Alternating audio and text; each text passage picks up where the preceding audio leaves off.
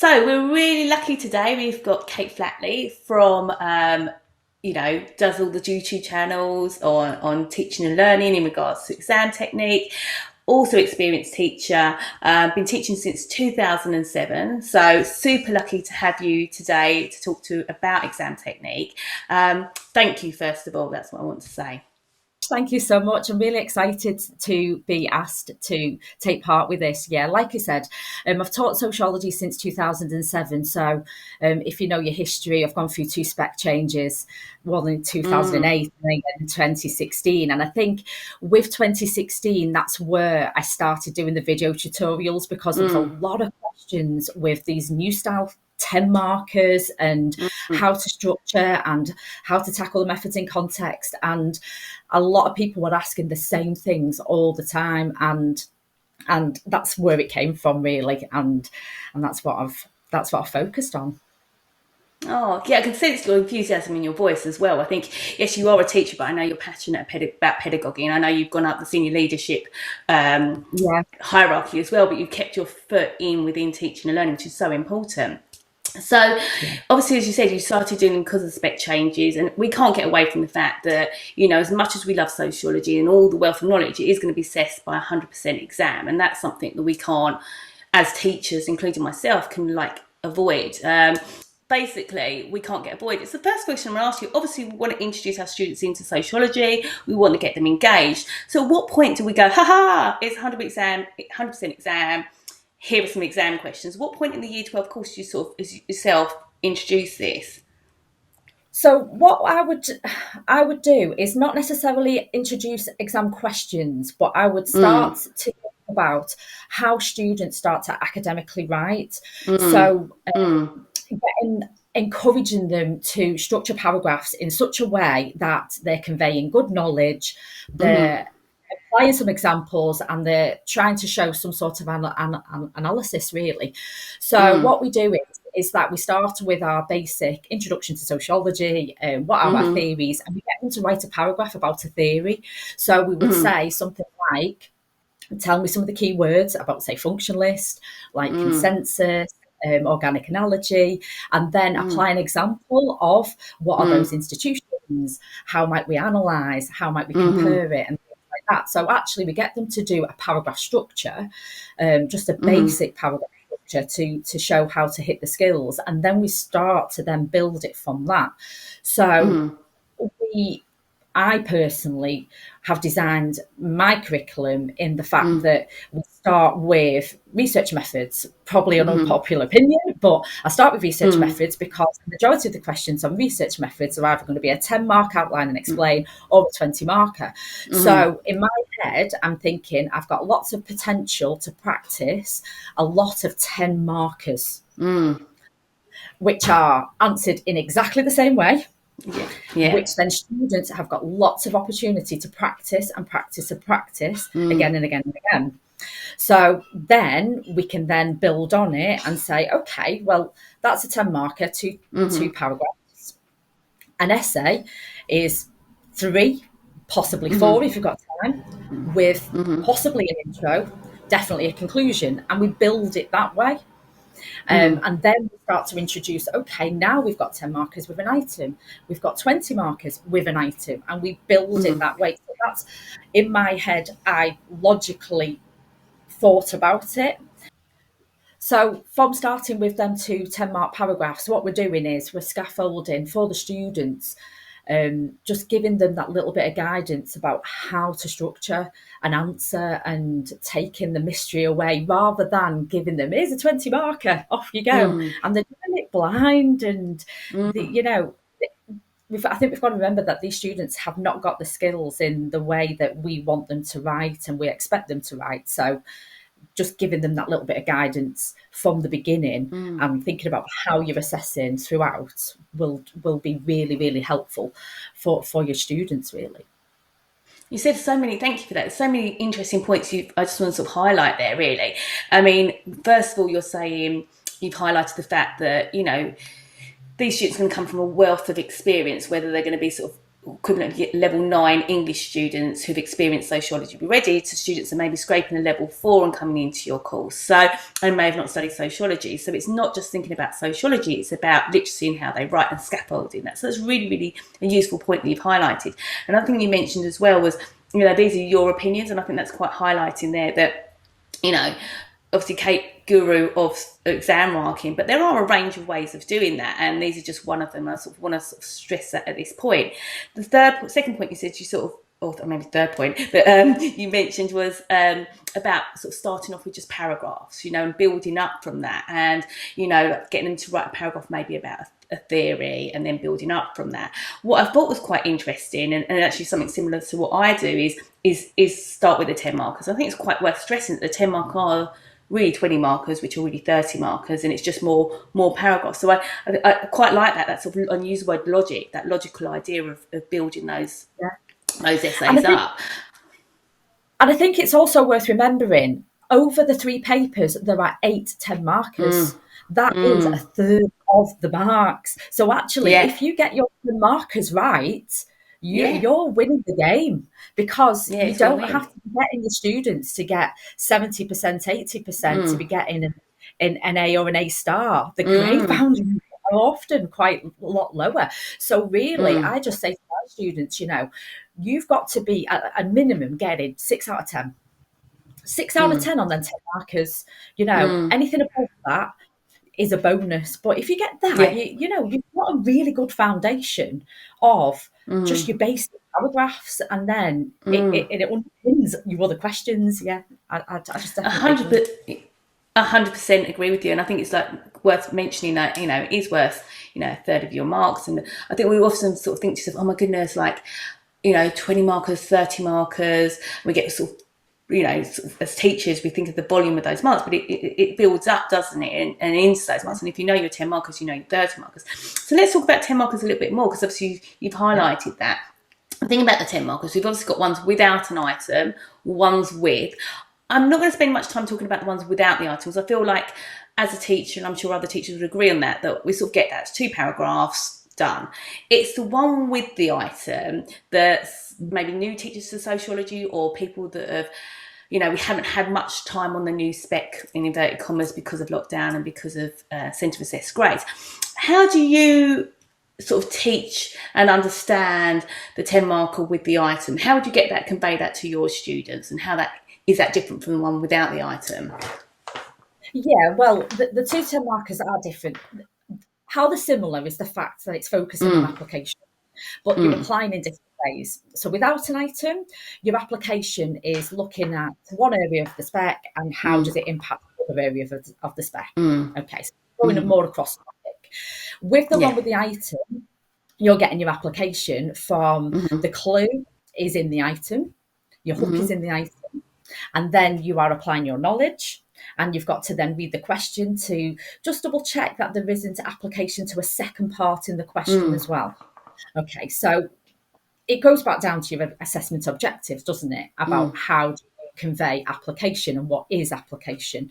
So introducing that question is that you would break it down really, and you'd look at your different component parts. So you'd start off by saying, look, it's asking you to apply material from the item. So the item is really important, and it's asking for 2 things of whatever the question's asking. And that's your clue, what you've got to be looking for in your answer.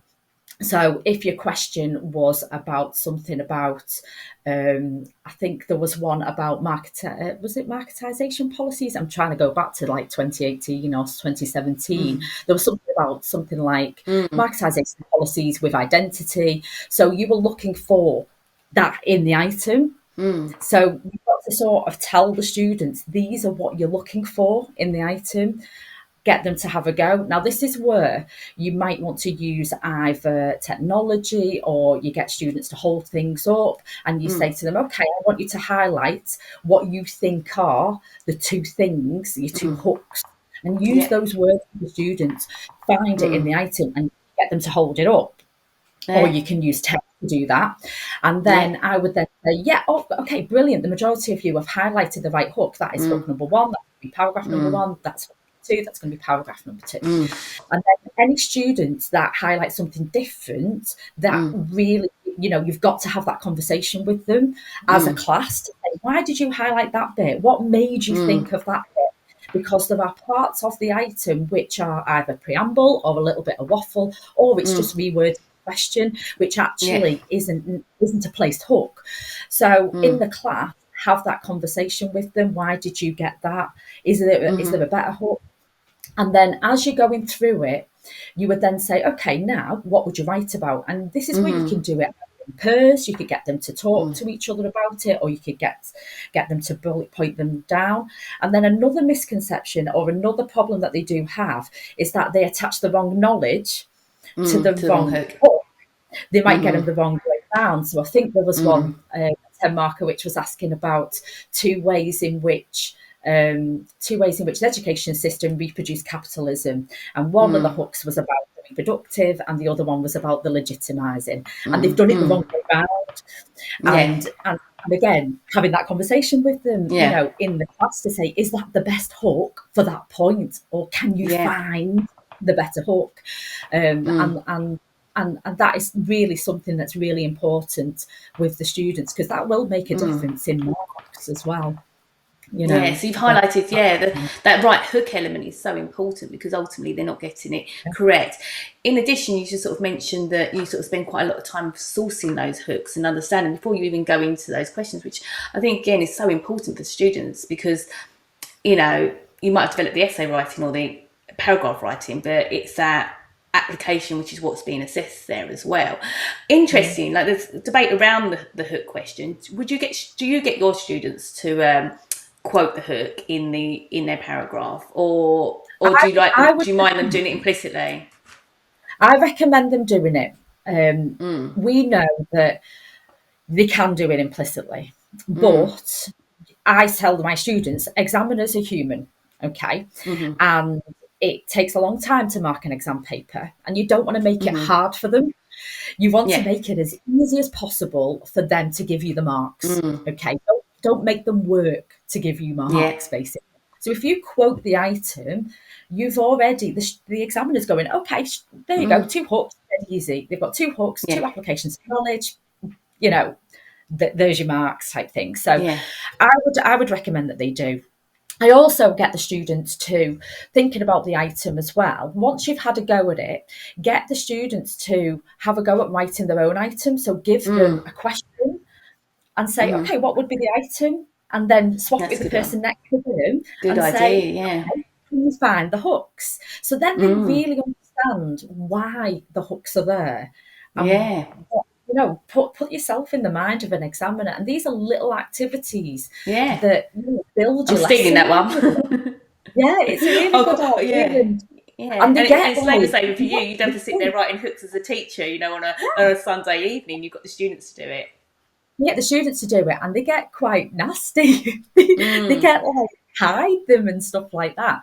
But it's given them lots of opportunity to practice, and there's only so many exam questions that you can practice, and get students to come up with different questions and different items.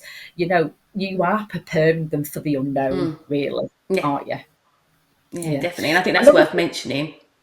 The point is the unknown bit, definitely, 100%. Sorry, go for it. And then I was going to say as well is that, say to the students then, okay, what would happen if you didn't quote the item and it's not there and it's implicit? And I get them to write it on a card and say, okay, how many marks do you think? You've got 10 marks, you've done 2 paragraphs, but you've not quoted the item. How many marks would you give it? And get them to hold it up. And a lot of them will be saying 5 or 6 marks. And you're like, no, it's only 3. And actually, it is when students get the marks back and they think, why have I not got the marks? I've got really good knowledge. I knew the question, I understood it. And it's something as simple as exam technique, which has actually cost them the marks. So and I think that's what you said, it's the AO1, isn't it? They're testing the application there. Definitely. Yeah. Well, I mean, still sticking with the 10 markers, and I know I want to talk about sort of the questions we always have around exams. But just sort of thinking about 10 mark, because I know you mentioned the ones with the item, I think the hook like as well is quite useful to sort of for the students to quote it as well, to keep them not drifting into something else. I think it's not just good for the exam, but also for the students. You also mentioned with the 10 item without the item, it's about cross specification knowledge. I think that's worth topic. That's worth just highlighting, I think. Do you mind talking a little bit about that and why that's so important? Because I think it sort of links to what you've just said about it's the unknown, you know, one bit of spec here, one bit of the spec here. Yeah.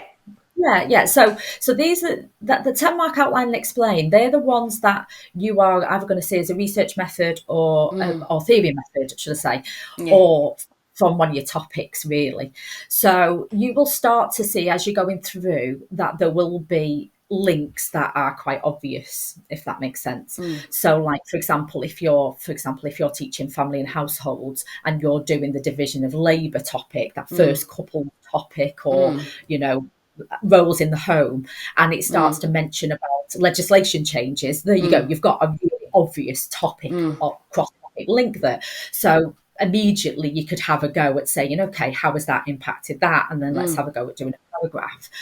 And then as you start to go through your topics towards the end, a really nice revision activity is that you put your topics across the top, your topics down the side, and you get them to make the links across as well. So you're saying, okay, well, what if they ask something about childhood and I would say demography or something, you know, what would you write? You know, put it out there and give them the unknown. So you're taking that mystery away. They've thought about it beforehand, about what they could be writing about. You know, that's just one way that I would tackle doing those cross-topic links, is massive grid and say, right, have a go, work with the person next to you. How do they relate to one another? I know some people have done it like on like a wheel type thing. Yeah, you know, and it pops up and or they've picked something out of a hat or something like that. How does it relate to this other topic? You know, you're getting the students to be thinking all the time, and you embedded it into your lessons as well. And I think that's where you start with your curriculum planning as well, where you go, okay, at some point I'm going to be doing 10 markers when I'm going to look across topics. How am I going to embed it? How am I going to tackle this as I go along, so it's not a big issue, if that makes sense? You know, definitely. Yeah. No, 100%. I think as well, I think that goes back to sort of original questions. When do you start teaching the essays? Actually, think about the 10 markers, you can't really start teaching until you've taught a little bit of content to get those synoptic links across. Or otherwise, they're going to just be much based on AO1. So it's definitely said about the curriculum plan and drawing that all together. I love your enthusiasm, because actually I can see it. Obviously, you can hear it in your voice, and I feel like, oh, I'm going to do that. And it also makes me, like, you know, imposter syndrome and a teacher thing. It's also nice to sometimes hear other teachers teach either similar to you or getting new ideas from you, and think, oh, actually, I'm okay. It's okay. Someone else is doing it like that, or it's, you know, or get some ideas. So it's been really, really useful. I know that we probably will rebook another session, because I want to talk about paragraph structure on a separate time. I think before I sort of take away all your time, I'd really like just to know a little bit about the sort of common questions our students ask us, which is, how much do I write? How many paragraphs? And do I write an introduction and a conclusion? I don't know if you don't mind speaking a little bit around about those, just because they're sort of like a typical, and I think that comes from maybe confidence with the students as well, that they sort of know that they're doing the right thing. It comes from a good place, not because they want to be lazy or anything like that. Yeah, so with your 10 markers, you don't need an intro and conclusion. Don't talk about it with them, you know, or when, you know, I'm saying, you know, a lot. I do apologise. I'd say to students before we do a 10 marker, right, what's your 5 top tips of doing a 10 marker? Do you need an intro and conclusion? I'm reinforcing it all the time. When you do your essay, there's a lot of debate over this. Do you need an intro with essays? What I would say is we're not just preparing students for the exam. We are preparing them for academic writing as well. So teaching them how to do a good introduction, I think personally, is quite important, because a lot of them will be going on to higher education, and they will be writing essays as part of their degree. So getting them to write an introduction as part of academic writing, I think it's quite important. If the students have time to do an intro in an essay in the exam, brilliant, because it gives them time to map out. It's like a mini plan, really, isn't it? It's like, what's your essay about? Yeah, what's your debate? Who you're going to write about? It is your plan, and it gives you that little bit of time. And also, as an examiner, you read it and you go, "Oh, this student has understood the question." Yeah, it gives a bit of an indication. If you've not got time to write one, you're running out of time. Not having that intro is not a problem. You can go straight into it. But conclusions are definitely essential, and that's something that you do need to spend that little bit of time about writing what a conclusion is and how to do it and the importance of it. Because if they are looking to get into the top band, the reasoned conclusion is essential. Now, I do know a question is, well, what is a conclusion? Well, it's judgment, isn't it? It's sort of like you wrote your essay and you come into a judgment at the end of it. And I think the best way to explain it is through an example, really. I was thinking about this myself. 2018, there was the question, which was sociological explanations of class differences in educational achievement. So the student will have wrote a range of paragraphs. There will have been some paragraphs that are about teacher labelling, self-fulfilling prophecy, subcultures or whatever. And they might have wrote about some external factors, material deprivation, cultural deprivation, and so on. Your better answers would have said, well, actually, material deprivation will influence the way the teacher perceives you. Yeah. So they're actually interlinked. So really your conclusion is, in conclusion, we shouldn't look at all these factors in isolation, because there are interlinks, really, that and there's your conclusion. So I think it's sort of thinking about when you're teaching the content and you're teaching the experience in isolation, going, actually, is there a relationship between these isolations or these factors? Are they interlinked, or do they miss the point? I know another way is, if you're looking at how relevant or how important something is it important in today's society? So bringing in postmodern ideas might be useful in a conclusion as well. Thinking about it that way, but your conclusion is super important. Yeah, and like you said, it's like getting that top band, and like you said, it's making that judgment. Use the word judgment, and it's not just repeating everything you've just said and writing a mini introduction again. It's sort of saying, well, assess the evaluate the usefulness of. Well, is it useful? Is it not useful? Or like you said, is that the main factor that we looked at? Is that the one that has the most significant impact, or is it, like you said, not in isolation with a range of things? Lots covered there. I could probably talk all day with you. Maybe we should sort that out another time for sure. I definitely admire the work you've done. I really enjoy always talking to you. I know that separately I've messaged you about other things, criminology being one of them, but that's probably another subject for another time. Have you got any just final, like in sort of the words of Jerry Springer, a final thought for us at all? Any sort of top tip as us sort of sociology teachers that we could sort of pass on either to our students or to our team or for ourselves in regards to teaching exam technique? So I would start, your exam technique can go throughout the full 2 years of the course, looking at paragraph structure, whether it is just doing something, okay, we're going to write a paragraph, you've got 5 minutes, 7 minutes to write it or whatever. You can embed it and try and embed it in every lesson so it doesn't become that mystery. It's not a shock or anything like that. You have guided your students, you're building it up for the students as well. When they do get to the end of the 2 years, it is not this big thing that they're doing. That, you have guided them, you've held their hand all the way, and then hopefully by the end of it, they are free to, they'll have that confidence to do it themselves. And that's exactly it. It's about them having that confidence, and it's not this big thing. Sort of links in something I did want to ask a question about, what conscious that I know that we could be talking forever, but it sounds like to me, and correct me if I'm wrong, assessment doesn't have to be something you're doing once a half term when there's an assessment schedule, whatever it might be, or when there's mock exams or something like that. It's something that's embedded into every lesson, whether it's just a quick the 4 and 6 markers, or it might be like just a paragraph for the 10 marker, or it could be just writing a conclusion or an introduction, or even essay planning or something along those lines. So Verbalising it. It's becoming so yeah. popular, isn't it? Where it's like they're doing vocal exams as well. You know, what would you write, or just highlight the question. Or find the hooks. And do and another. I'm just thinking if we are going to have another conversation, maybe using IT as well to develop Yes, exam definitely. skills as well.